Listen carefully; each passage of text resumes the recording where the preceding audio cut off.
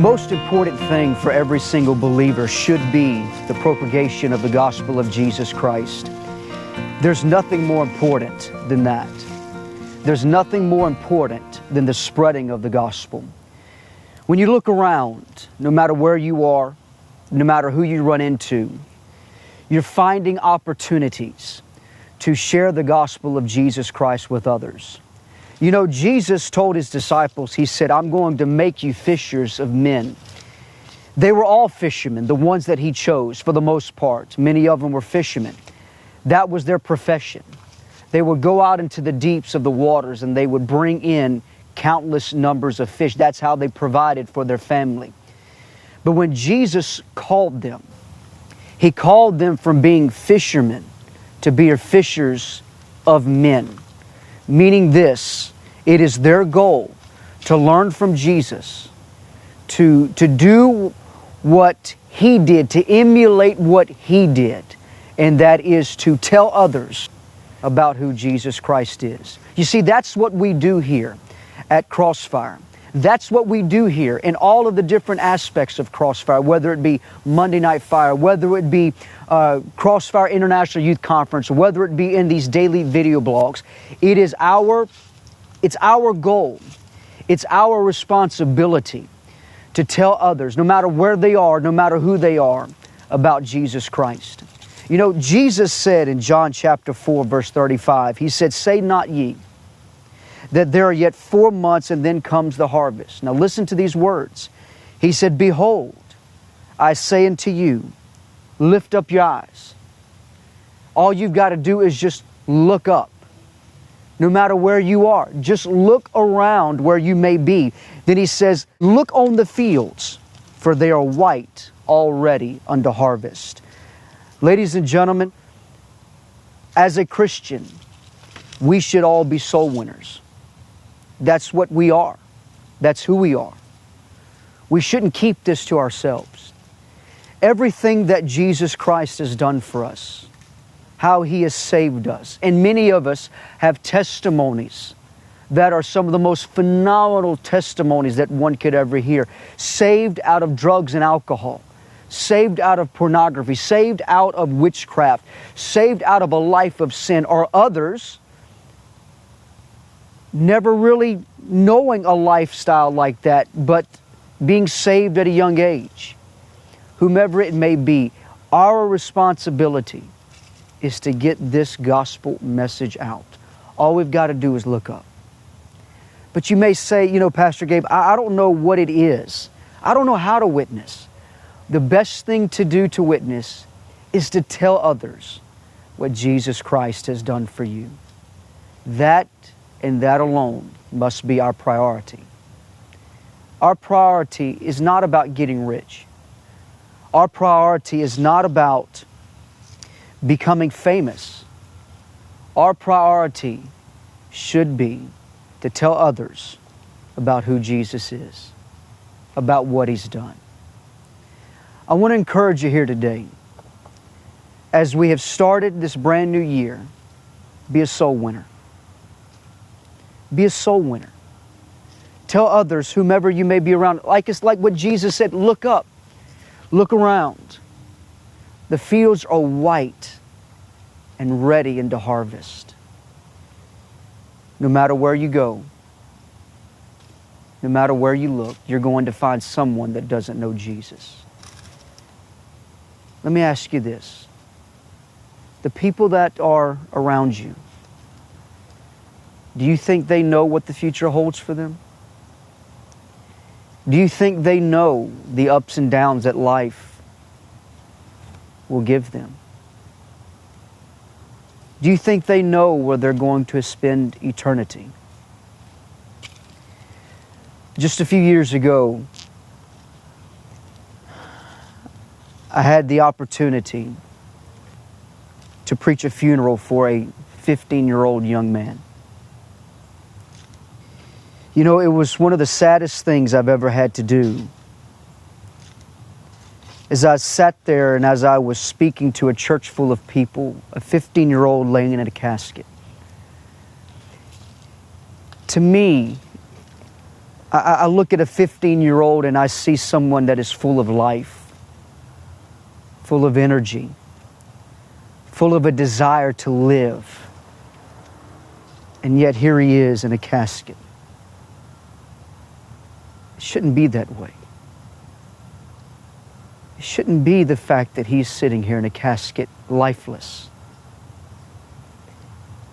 And I looked out into the audience, and there were young people all around.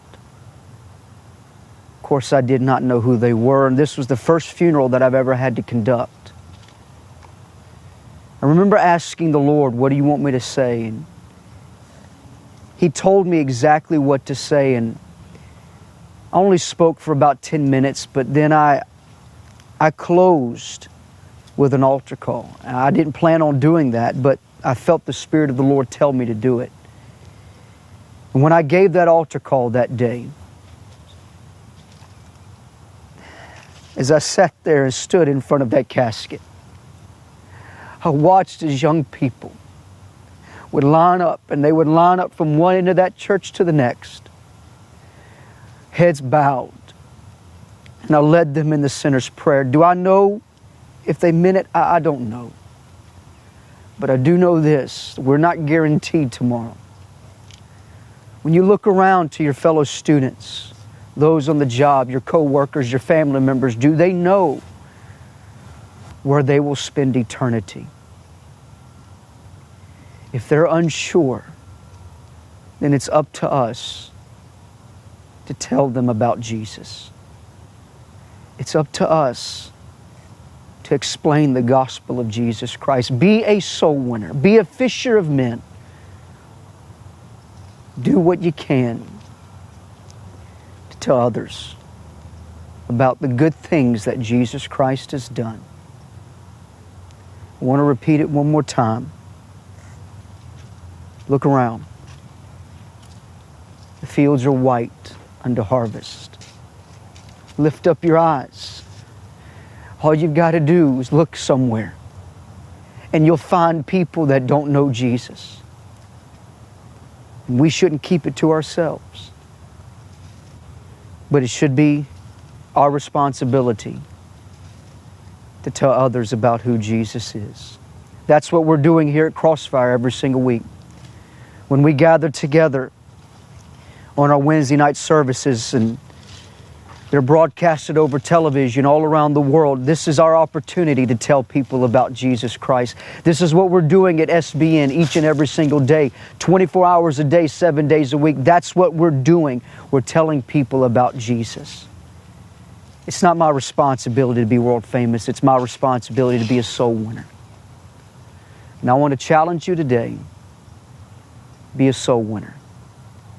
I want to challenge you to do what you can to tell others about Jesus. Look around. There are plenty of opportunities. Plenty of opportunity and chances to explain the goodness and the love of Jesus Christ. Do me a favor. Challenge yourself. Ask the Lord, how do you want me to do it? What do you want me to do? What do you want me to say? He'll give you the words. One more story. I was 18 years old, and I was sitting right across the lunch table from my best friend. He's been my best friend for 20 plus years. He was running from God. We sat down and we were discussing, small talk, talking about LSU football. We were talking about sports, and even though he was my best friend, we kind of had run out of things to talk about. And all of a sudden, the Spirit of God spoke to me and He said, now's the time. And I just looked at him and I called him by his name, and I won't call his name now, but I said, you know the Lord is waiting on you. He's wanting you to come home. That all you've got to do is turn around and God will meet you halfway I said this: when you turn around and take that first step, God will take the 99 other steps to get to you. That's God's halfway. That's all I said. And I didn't know anything. I didn't know what would happen. I didn't know if that would end our friendship. I didn't know. And the next night he called me. He said, "Gabe, I got to talk to you." I said, "What is it?" He said, "I'm sitting here after I got off from lunch with you, and I got back to the apartment." And he said, "I looked around, I saw just the sin in my life." And he sat down on the edge of the bed and he said, "God, if you'll have me back, God, if you'll just have me back, I'll live for you." At that very moment, he rededicated his life to the Lord Jesus Christ. He's been in church ever since. Has a wife, a little girl, still my best friend. You don't know what someone is dealing with, but all it takes is just a simple, loving word. Jesus loves you. Jesus can set you free. Jesus can change your life. You don't know what that word can do. I want to challenge you here today. Be a soul winner. It's our priority. It's who we are. We've got the good news that Jesus saves. We have the good news that Jesus is still setting the captive free.